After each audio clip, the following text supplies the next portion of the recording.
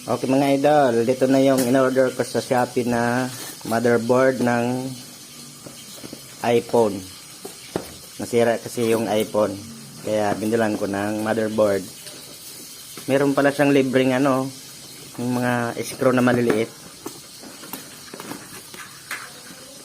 Buksan natin.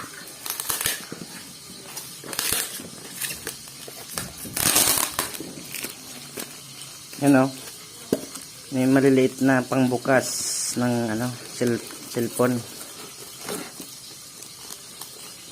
May libre.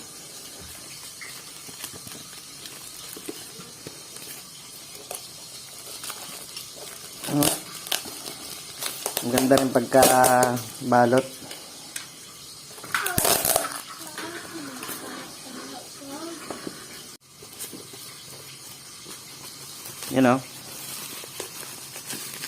Motherboard ng iPhone. Ako na lang kakabit mga idol para hindi na magbayad. Mamaya ipapakita ko sa inyo idol kung gumana ba. Okay mga idol, alisin na muna natin tong sira na motherboard. Lagyan natin dyan. Kunin natin yung bagong motherboard.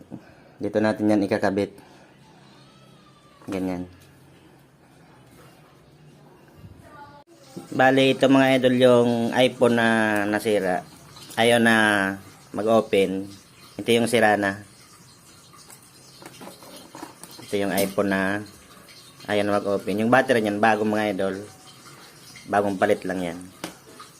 Tapos ito yung bago.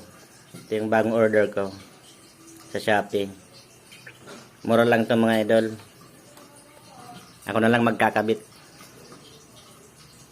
Ganyan mga idol. Diyan natin yan ilalagay. Okay mga idol, nakabit ko na po yung motherboard nya. Yan po. Ang sunod na nalagay natin yung LCD. Yan. Hindi po natin na-videoan kasi walang maghahawak ng cellphone eh. Okay mga idol, nakabit ko na po siya. Try natin kung umilaw.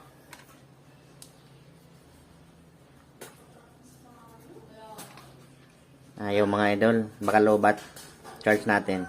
Okay mga idol, ayan po, naka-charge na po siya. Lalagyan ko ng ipit kasi wala pang pangdikit mga idol. Try natin kung gumana. Gumana na po siya mga idol. Kala ko hindi ko kaya mapagana. Gumagana din eh. Yan